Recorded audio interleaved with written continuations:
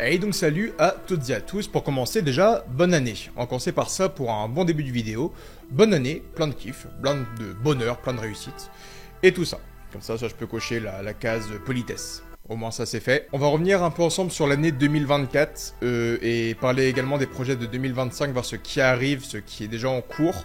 Il y a pas mal de choses et autant vous dire que l'année 2024 pour YouTube a été extrêmement pauvre. Je crois que c'est l'une de mes pires années sur la plateforme au point de vue de mon rythme, de la qualité et de la quantité de projets que j'ai fait dessus. C'est de la merde, pour être très franc avec vous. Pour la faire très simple, j'ai fait 12 vidéos sur la chaîne en 12 mois. Donc vous l'avez compris, une vidéo par mois, ce qui est très très mauvais. Et on a fait 623 000 vues sur la chaîne, ce qui est assez intéressant pour le nombre de vidéos produites et pour ma présence sur la plateforme parce qu'elle n'était pas non plus monstrueuse. Voilà. Par contre, on a gagné 6000 abonnés, donc ce qui est très cool. Donc autant vous dire que si on refait la même chose, eh bien cette année, on aura les 100 000 et du coup on aura le premier trophée de YouTube. Normalement, on y croit. Normalement, cette année, on y est. Normalement. Comme vous l'avez vu du coup en 2024, j'ai également commencé Naruto Origins, donc la fameuse émission qui retrace toutes les aventures de Naruto et du manga de Masashi Kishimoto. Donc voilà, ça a commencé du coup durant l'année 2024 avec l'épisode numéro 0 qui a accueilli Lucas TV et Mademoiselle Soso dans les commentaires. Ça c'était très cool. Très cool. J'ai également commencé les reviews de Dragon Ball Daima, très cool à faire, mais après il y avait quand même un petit rythme à suivre de au moins une vidéo par semaine. Et avec tout ce qui est arrivé en fin d'année, j'ai pas pu tenir le rythme. Mais en tout cas, Dragon Ball Daima au tout début c'était très cool à faire. J'ai vraiment bien kiffé. Donc c'était un peu les deux nouveaux projets de la chaîne en 2024, les reviews de Dragon Ball et le fameux Naruto Origins. À côté du coup de tout ça, on a continué à faire des chapitres de Dragon Ball Kakumei sur Manga Draft parce que pour rappel, je suis le créateur, auteur et scénariste de Dragon Ball Kakumei et en 2024, on a fait 7 nouveaux chapitres en 12 mois en sachant que c'était quand même très souvent des chapitres d'une quarantaine de pages. Donc on a quand même assez bien charbonné. Et à côté, Poisson Labo vous a sorti très récemment des leaks de ce que pourrait ressembler, je parle pas du tout français ou pas bien déjà, mais en tout cas Poisson Labo vous a sorti les premiers leaks de ce à quoi ressemblerait l'animé selon son boulot, donc c'était extrêmement cool aussi. En tout cas Dragon Ball Kakumei était assez actif en 2024 avec 7 nouveaux chapitres et encore une fois plusieurs millions de lectures, donc merci à toutes et à tous. À côté de ça du coup vous le savez, j'ai fait un deuxième fan manga que j'ai créé avec Okuzen et Lenny Levalant, c'était Naruto Shometsu. Encore une fois disponible sur Manga Draft et un premier chapitre qui possède plus de 2 millions de lectures. Donc trop cool. En vrai, j'ai continué Dragon Ball Kakumei, j'ai continué Naruto Shometsu. Les deux ont cartonné, les deux ont beaucoup fait parler, donc ça je suis juste trop content là-dessus. À côté de ces deux mangas, il y a eu également plusieurs articles de presse, plusieurs articles sur internet avec des médias. Donc ça a un peu grossi je pense la communauté au travers de ce que j'ai habituellement. Donc on va dire les 12-25. Il y a des parents qui ont commencé un peu à envoyer des messages, à s'intéresser à ce que je pouvais proposer aussi. Donc c'était trop cool. Merci à Actu.fr, à Côté Brest, le Ouest France, Telegram, l'Echo, l'Armor. Enfin il y a vraiment plein de journaux qui ont parlé un peu de nos projets. Donc c'était trop cool. La fin d'année, par contre, niveau médias et presse, c'était hyper intéressant. Vous l'avez également vu, j'ai été invité chez Spatule Bro à plusieurs reprises pour faire des podcasts avec le chef Otaku autour de plusieurs sujets, que ce soit Michou, que ce soit Dragon Ball Daima, les sorties cinéma, Dragon Ball Kakumei, Naruto Shometsu. Donc vous avez pu voir sur la chaîne de Spatule Bro, je suis apparu à plusieurs reprises sur la chaîne, mais également sous forme de shorts et de réels. Donc c'était aussi une bonne rencontre avec le chef Otaku et avec Steven de la prod. Mais on y revient du coup également dans quelques minutes. J'étais également présent au Grand Rex à Paris cette année pour rencontrer Masashi Kishimoto et Ikemoto. J'étais présent avec Alex San, donc encore une fois merci à lui parce qu'il m'a invité. J'étais son invité d'honneur, donc merci énormément à lui. Et on a fait un grand quiz sur l'écran du Grand Rex. On était plus de 2000 participants et vous avez pu voir mon pseudo apparaître sur le grand écran du Grand Rex en tant que 5e au quiz sur la phase finale. Donc voilà, c'était un plaisir, c'était un petit kiff d'avoir le nom d'Arcos qui apparaît sur l'écran. Donc c'était très très amusant, très cool. J'ai pu rencontrer le Mont Corvo, Mademoiselle Soso et j'en passe. Donc encore une fois, c'était un vrai kiff. Et puis même, de toute façon, voir Kishimoto et Ikemoto, autant te dire que j'étais très très ému et que j'ai mis des semaines à réaliser ce qui s'était réellement passé. Donc pour l'instant, tu vas me dire que mon année 2024 était vraiment pas dégueulasse parce que même si j'ai pas fait beaucoup de vidéos sur YouTube, le fait que je fasse Shometsu, Kakumei, des interviews à droite à gauche, j'étais quand même actif. J'ai envie de te dire oui, mais d'un côté vie personnelle et professionnelle, c'était l'une des pires années de ma vie, très clairement. Mais vraiment, c'était une cata. Ma fin d'année, elle puait du cul, mais genre bien bien fort. Déjà, je suis passé par 3 tafs, parce que du coup, je n'ai jamais réellement vécu de YouTube. J'ai fait 3 tafs. Les 3 tafs sont pas très bien passés, avec des entretiens très frauduleux. Et entre l'annonce qu'on me faisait sur Indeed ou bien en face, et ce qu'on me proposait en contrat à la fin, c'était pas du tout ça. Donc j'ai eu pas mal de couilles avec des tafs. On proposait vraiment des contrats pour être responsable de magasin avec des formations lunaires. Et j'arrivais très souvent avec des étudiants et des stagiaires, c'était une cata. Donc ouais, niveau taf, c'était très compliqué, très compliqué.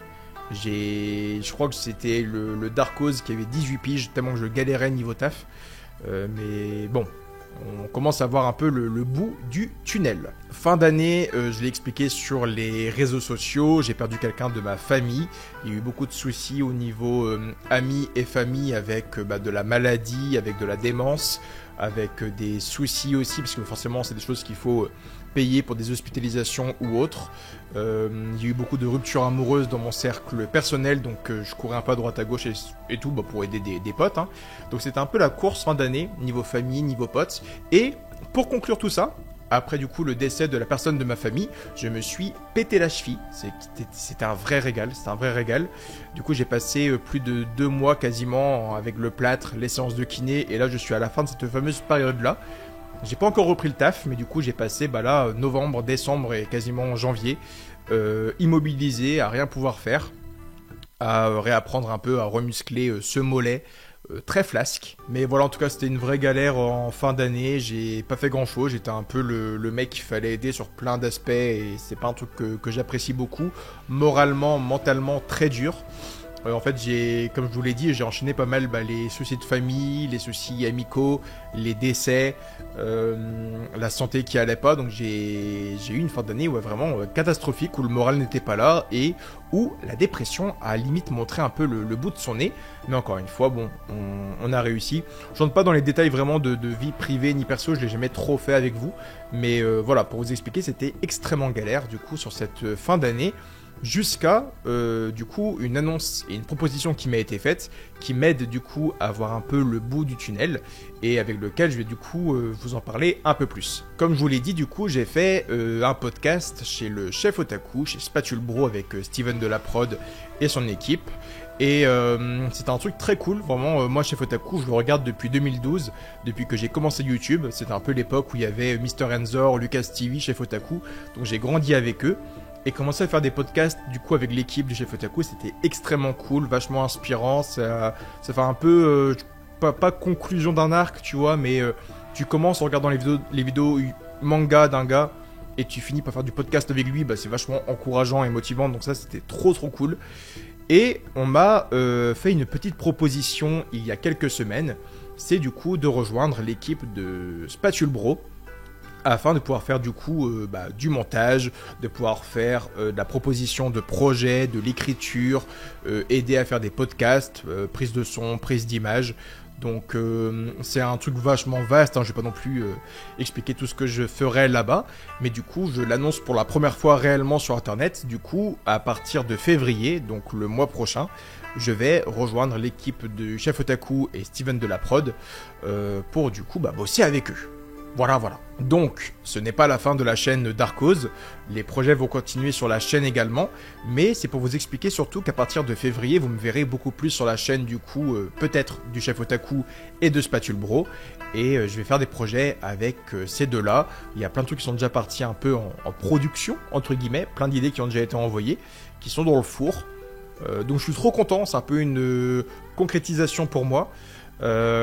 Après, il y a des questions qui me reviennent beaucoup depuis quelques jours parce que forcément, on me voit beaucoup sur la chaîne des Spatule Bro, et à côté, tout le monde a un peu vu le drama Petit Chef et Chef Otaku. Donc j'ai eu beaucoup de messages sur Instagram qui me demandaient du coup, est-ce que c'est toi qui remplace le Petit Chef, parce que forcément, il y a cette histoire de CDI accepté, pas accepté. Et à côté, on voit Darkose qui spawn sur la chaîne, qui commence à faire du podcast avec. Donc, on m'a posé la question de est-ce que c'est toi qui as volé le contrat du Petit Chef. C'est pas du tout ça. C'est pas du tout ça, je suis pas du tout dans l'histoire, je suis pas au courant de grand chose non plus. Je prends parti d'aucun des deux. Moi, le Chef Otaku a été hyper accueillant avec moi du début jusqu'à aujourd'hui. J'étais accueilli vraiment comme un roi, avec Stephen de la prod aussi. Les deux sont ultra cool, ultra pro sur ce que moi j'ai vu des deux.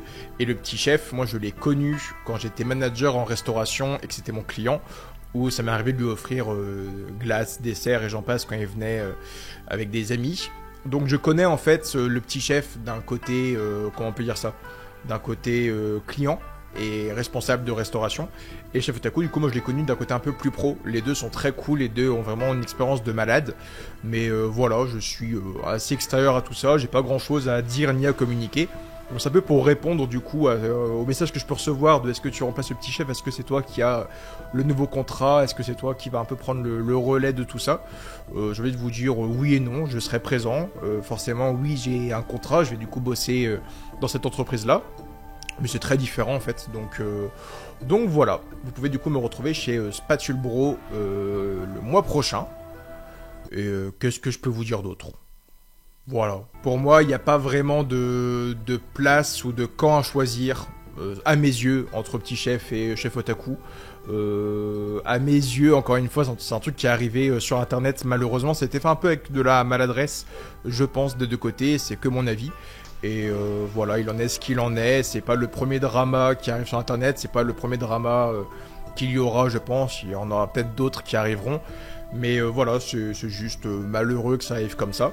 Moi, je kiffe les deux personnes. Je suis très respectueux des deux personnes. Et voilà. Le but maintenant, c'est de proposer des choses, on va dire, cool à regarder pour vous. Des choses intéressantes à visualiser pour les abonnés. Et c'est le plus important. C'est de ma mission, moi, du divertissement de qualité, c'est de proposer des choses de meilleure qualité, d'essayer de corriger les choses qui allaient pas aussi. Donc voilà, suivez le Petit Chef Otaku sur ses projets, suivez le Chef Otaku sur ses projets. Les deux sont très bons dans leur domaine. Et après, ce qui concerne leur histoire à eux et le drama, encore une fois, à mes yeux, ça concerne que eux, faut les laisser gérer et on n'a pas à foutre nos pieds là-dedans parce que beaucoup s'en sont un peu mêlés et pour moi, on n'a pas trop à voir ça. Malgré que c'était rendu public, bien évidemment. Ce sont des adultes, ce sont des boss, et ils vont gérer ça comme des chefs, encore une fois. Il y a un petit jeu de mots caché que je viens de réaliser à l'instant là. Et à côté, je l'annonce, 2025, ce sera sûrement l'apparition de mon manga à moi. J'en ai beaucoup parlé avec le Chef Otaku pendant un podcast. Il m'a pas mal ouvert les yeux sur des petites peurs que j'avais, des petites craintes que j'avais. Il m'a beaucoup rassuré sur ce sujet-là. Mais du coup, pour la faire simple, Dragon Ball Kakumei et Naruto Shumetsu, c'est assez simple à faire, c'est du fan manga. C'est de l'univers que tu t'appropries à toi-même. Mais je n'ai jamais créé mon univers, mon manga, mon truc. Donc, je vous l'annonce, il y aura très probablement l'apparition de mon manga en 2025, voire 2026. Tout a été posé, et voilà. Plein de kiff, plein d'espoir, on croise les doigts, et voilà. Ça fait beaucoup, ça fait beaucoup. Du coup, 2025, il y aura toujours et encore des vidéos sur la chaîne YouTube Darkose. Il y aura toujours Dragon Ball Kakumei, Naruto Shumetsu. Il y aura mon manga à moi. Il y aura des podcasts, des participations aux vidéos du Chef Otaku et des Spatule Bro. Ça fait énormément de choses. Et pour vous expliquer pourquoi il n'y a pas eu beaucoup de vidéos lors de ces derniers mois sur la chaîne, c'est parce que j'ai un PC en fin de vie. Il est juste devant moi, là, ça fait 12 ans que je me le trimballe. Ça fait 12 ans qu'il n'a pas une grande puissance et que je galère un peu au montage. Je vous l'ai jamais dit, mais sortir chaque vidéo de la chaîne, c'est un vrai calvaire. Et là, je suis arrivé un peu sur la fin de vie de ce PC. Et sur moi qui commence à en avoir un peu ras le cul de mettre une demi-heure à faire une tâche toute bête sur un montage. Donc, Naruto Shumetsu épisode 1, c'est en montage depuis des mois et des mois, ça a très bien avancé. Mais par contre, finir le montage, c'est un calvaire. Parce que ça demande des données, ça demande de la place, ça demande de la puissance. Et aujourd'hui, finir ce montage, c'est quasiment impossible parce que j'ai du matos de merde. Donc voilà, je vais pouvoir changer tout ça en 2025 et proposer du nouveau contenu de qualité. Pourquoi pas des lives. Mais voilà, je pense qu'on a fait le tour un peu de 2024 et de ce qui arrive en 2025. Mais que du kiff et que du plaisir. Je rebosse un peu tout avec Poisson Labo également sur Dragon Ball Kakumei pour vous proposer un arc de qualité avec la guerre qui arrive. Ça va être grandiose, ça va être du vrai kiff. Donc voilà, à part vous dire, restez branchés, kiffez les projets, restez sur Naruto Shometsu, restez sur Kakumei, restez sur le manga à moi qui arrive, restez sur le chef otaku, sur Spatule Bro. Il y a l'animation qui commence un peu à se dévoiler pour Kakumei. Il y a plein de trucs qui arrivent. Ça va être trop cool, ça va être que du kiff, ça va être que de la patate. Et voilà, désolé pour 2024, désolé si c'était pas très actif. Beaucoup de soucis, beaucoup de mental breakdown, beaucoup de soucis de santé, beaucoup de soucis de famille, de soucis amicaux. Mais voilà, c'est des choses qui arrivent, c'est des choses qui se reproduiront encore. C'était pas une année forte, mais on rebondira et on fera mieux. Donc voilà. Encore une fois, bonne année, plein de kiff, plein de bisous. Je vous kiffe et merci d'être présent à chaque vidéo depuis des années et des années. Et voilà. Que du love. C'est ciao. Putain, je m'accapare les trucs des gens et tout, c'est abominable. Mais des bisous. Voilà, c'est ça que je veux dire. À très bientôt.